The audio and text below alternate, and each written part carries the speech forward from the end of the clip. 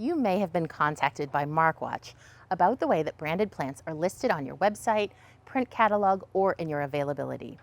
MarkWatch represents 13 major plant brands who have united to ensure that the intellectual property they invest in and that makes their plants so unique in the first place is used consistently across the nursery industry. This video addresses the common questions that businesses have after being contacted by MarkWatch.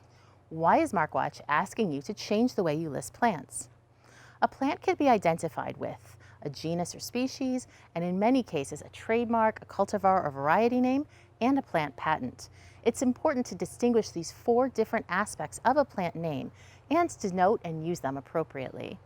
What is a patent? A patent is a type of intellectual property that protects the uniqueness of an invention.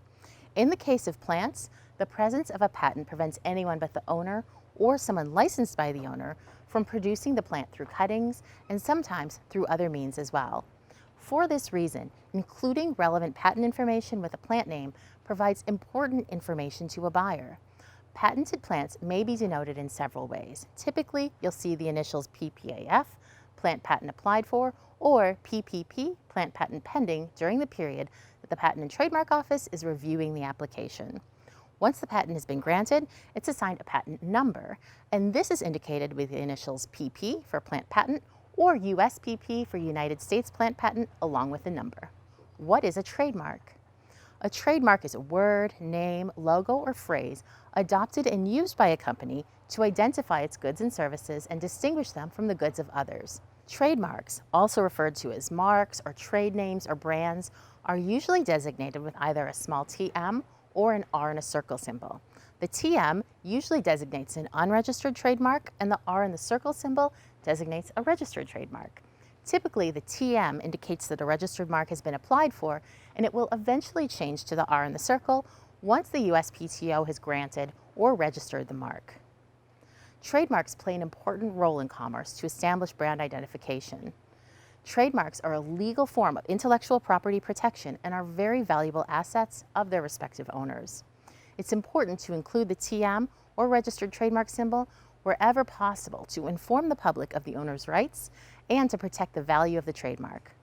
Note that trademarks apply to both the names of the brands themselves as well as most, if not all, of the plants sold under that brand. When should I use quotation marks? Single quotes are used to designate a specific variety of a genus or a cultivar, which is short for cultivated variety. A plant may have a cultivar or no trademark name, but any plant with a trademark name will have a cultivar associated with it. Single quotes should never be placed around a trademark name, a common name, or a genus or species. When should I use italics? Italics are used only to designate a plant's scientific name. In other words, its genus and species. There should be no italics on a trademark or a cultivar or variety. What is the proper way to list an item? A plant should be identified with its trademark name, its genus and species if applicable, and its cultivar variety. Ideally include all three, as well as any relevant patent information. Is it necessary to use the full botanical name and patent information as well as the trademark? Preferably yes, with emphasis on the trademark, such as Encore Azalea, in a website or catalog setting. For a list of plants, the trademark name is acceptable along with appropriate TM or registered trademark symbol. Is it acceptable if the catalog and website display plant names differently from the availability list? The catalog and website should have the full listing. If space is an issue on your availability, it's best to use at least the trademark with proper TM or registered trademark symbol. If your availability list functions as your catalog and space is limited, what are your options? If space is a limitation, use the trademark with TM or registered trademark symbol and genus or common name. If you are able to abbreviate, genus and species can be shortened as you see fit, with preference on the fully spelled out trademark with TM or registered trademark symbol and variety. What if you have to abbreviate the brand? Is that permissible? For example, PW for Proven Winners, ES for Endless Summer, or KO for Knockout? No. Trademarks should never be abbreviated or modified, regardless of whether they are the brand names or the plant names. What if your software does not include options to denote TM and registered trademark symbols? If the TM and R and circle symbols are not available in your software, type an R or TM inside a set of parentheses.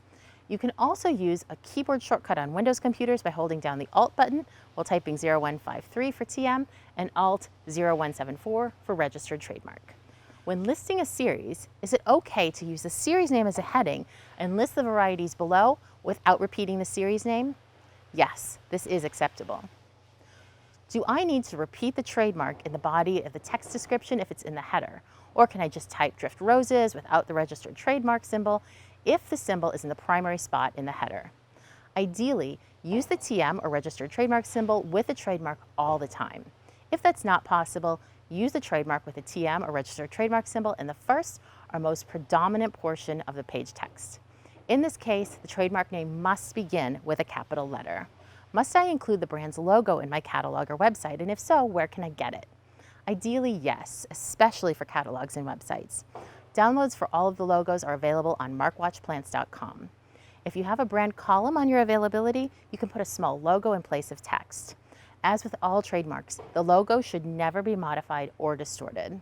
On behalf of all of the brands that participate in MarkWatch, we truly appreciate your efforts to preserve the value of our intellectual property. If you have further questions or would like a list of all of the plants represented by MarkWatch, visit MarkWatchPlants.com. Thank you.